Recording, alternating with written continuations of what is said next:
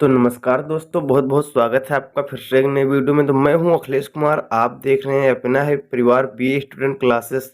तो आज की वीडियो बहुत ही इम्पोर्टेंट होने वाली है। जैसा कि आप लोगों को पता ही होगा कि अभी थर्ड सेमेस्टर वालों के लिए एग्जाम चालू हो गया है। तो थर्ड सेमेस्टर वालों के लिए ये वीडियो बहुत ही इम्पोर्टेंट होने वाली है, क्योंकि आज की वीडियो में हम डिस्कस करने वाले हैं बीए थर्ड सेमेस्टर, जो कि हिस्ट्री का क्वेश्चन पेपर है, जिसमें आप लोगों को पढ़ना रहेगा मॉडर्न इंडिया, यानी कि 1857 से 1950 ईस्वी तक का पूरा जो भी आप लोगों को है, सब कुछ इसमें आप लोगों को पढ़ना रहेगा कि कौन कौन से मतलब आंदोलन हुए, क्या क्या इसमें देखने को मिला, यानी कि क्रांति आंदोलन और सब कुछ जितना भी संविधान का निर्माण कैसे हुआ, कौन कौन सी कंपनियां भारत आईं और किस किस प्रकार से सब कुछ यहाँ पर जो है वो सब हमें पढ़ेंगे यहाँ पर। और ये हमारा जो क्वेश्चन पेपर होने वाला बहुत ही इम्पोर्टेंट होने वाला है, क्योंकि आप लोग यहाँ पर देख सकते हैं कि ये है जो हमारा ओएमआर होने वाला है, यानी कि जिन भी छात्र छात्राओं का आने वाले दिनों में एग्जाम है और वो एमसीक्यू क्वेश्चन है, यानी कि ऑब्जेक्टिव क्वेश्चन पेपर है, उन लोगों के लिए वीडियो बहुत ही हेल्पफुल होने वाली है, खास करके काशी विद्यापीठ वालों के लिए, क्योंकि उनके लिए वन लाइनर वाला क्वेश्चन बहुत ही इंपॉर्टेंट होने वाला है।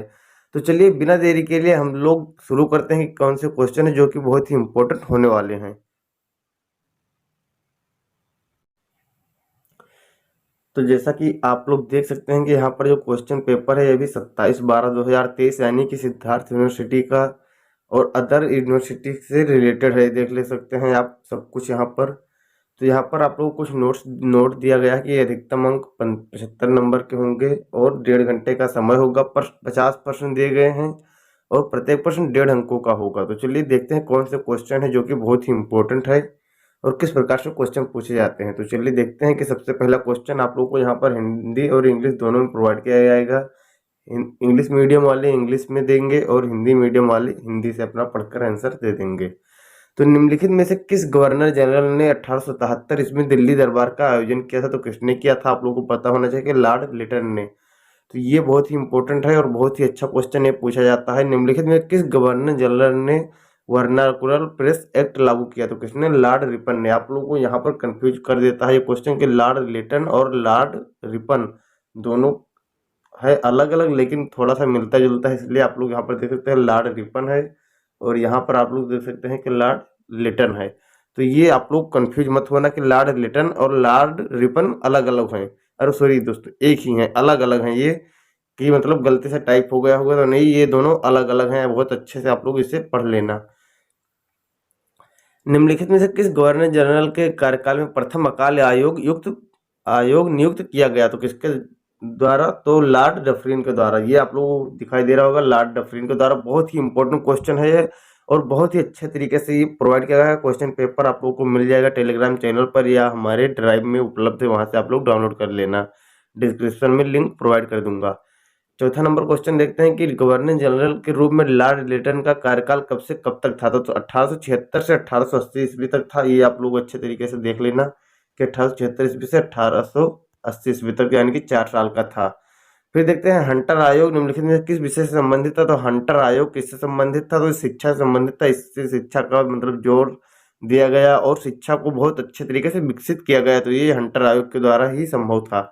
एल्बर्ट बिल निम्नलिखित में से किस विषय से संबंधित था? तो एल्बर्ट बिल जो था वो न्यायालय, यानी कि न्यायपालिका, यानी कि जुडिशरी से संबंधित था। ये बहुत ही अच्छा क्वेश्चन है और बहुत ही हेल्पफुल क्वेश्चन पूछा जाता है। ये ज़्यादा से ज़्यादा रिपीटेड क्वेश्चन अच्छे तरीके से आप लोग तैयार कर लेना।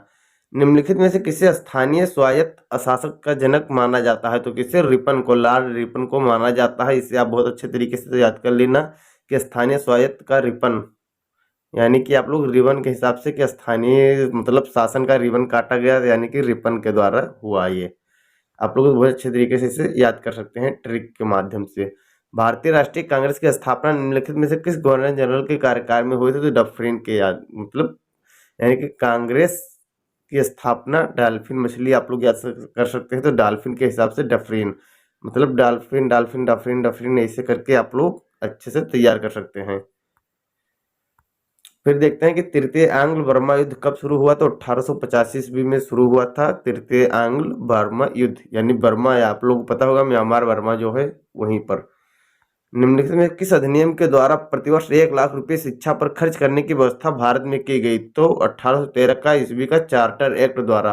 यानी कि 1813, ये आप लोगों को पता होना चाहिए।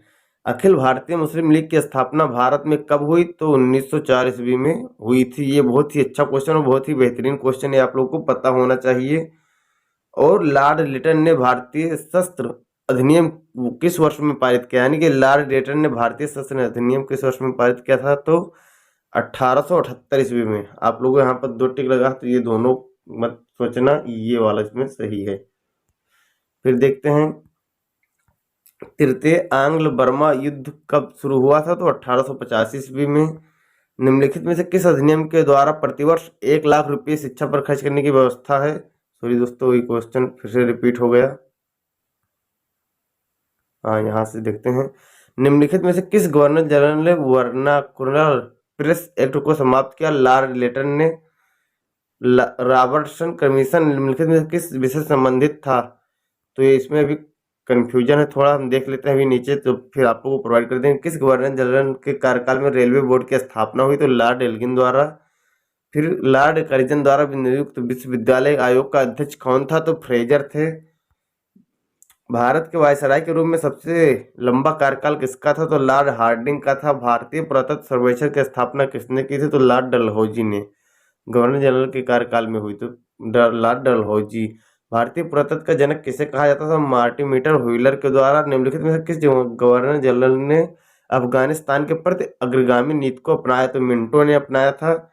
फिर देखते हैं कि किस भारत के कर्जन के प्रशासन की तुलना औरंगजेब से की थी? तो बीजी तिलक के द्वारा। असम में पहली चाय कंपनी कब स्थापित हुई? तो 1835 में, जब आप लोगों को पता होगा कि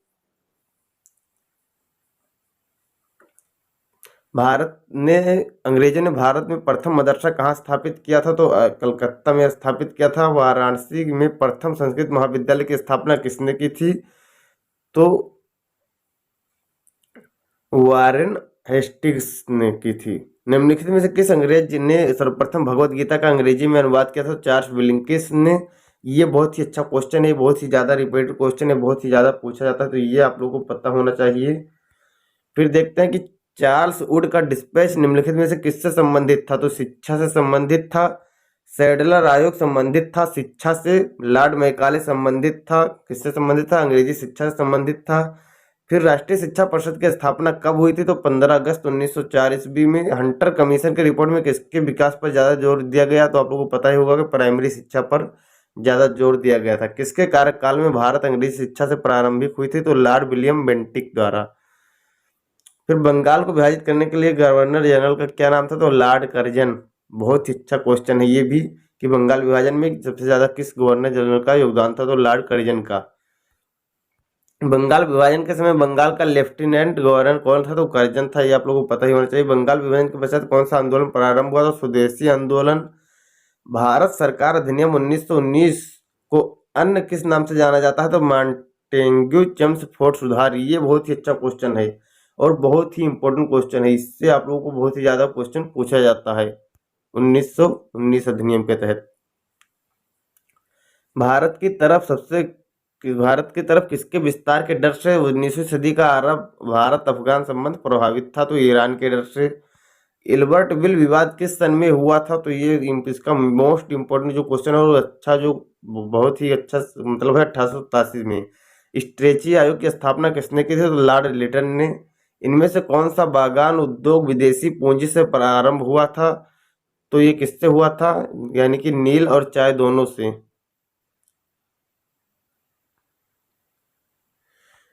अंग्रेजी सरकार ने सैडलर आयोग कब नियुक्त किया? तो 1916 ईस्वी में। अखिल भारतीय मुस्लिम लीग की स्थापना कहाँ हुई? तो लाहौर में। अखिल भारतीय मुस्लिम लीग का पहला अध्यक्ष कौन था? तो M.A. जिन्ना नहीं थे, आगा खान थे। प्रथम फैक्ट्री अधिनियम किस वायसराय के काल में पारित हुआ? तो लॉर्ड रिपन के। All India trade union Congress कब स्थापित हुआ? तो 1916 ईस्वी में। सर्जेंट योजना किस वर्ष में गठित की गई? 1941 में। थोड़ा दोस्तों क्वेश्चन इधर उधर हेर फेर हो गया, पीडीएफ बनाते समय थोड़ा उसमें डिफरेंस हो गया था। प्रथम बार मुस्लिम समुदाय के लिए पृथक प्रतिनिधित्व का उपबंध कब किया गया? तो 1909 का अधिनियम के तहत। सांप्रदायिक समझौता किस वर्ष में घोषित किया गया? तो 1931 ईस्वी में। और प्रत्यक्ष कार्यवाही दिवस की घोषणा किसने की? तो सरदार पटेल ने। और देखते हैं नेक्स्ट क्वेश्चन हमारा जो है, हैदराबाद राज्य ने स्वतंत्र भारत के विलय पत्र पर कब हस्ताक्षर किया? तो 1948 में। तिनकठिया संबंधित किससे? चंपारण सत्याग्रह से। तो ये थे हमारे कुछ इंपॉर्टेंट क्वेश्चन और बहुत ही अच्छे तरीके से इससे आप लोग तैयार कर लेना। आई होप आप लोगों के 100 के 100 नंबर पक्के हो जाएंगे, यानी कि अगर 75 का है तो आप लोगों को 60-70 नंबर तो अच्छे से तैयार हो जाएंगे। इसी तरह से और इम्पोर्टेंट क्वेश्चन के लिए हमारे चैनल को सब्सक्राइब करें और साथ में बेल नोटिफिकेशन को ऑल पर सेट कर दें। वीडियो को लाइक नहीं है तो वीडियो को लाइक जरूर कर दें।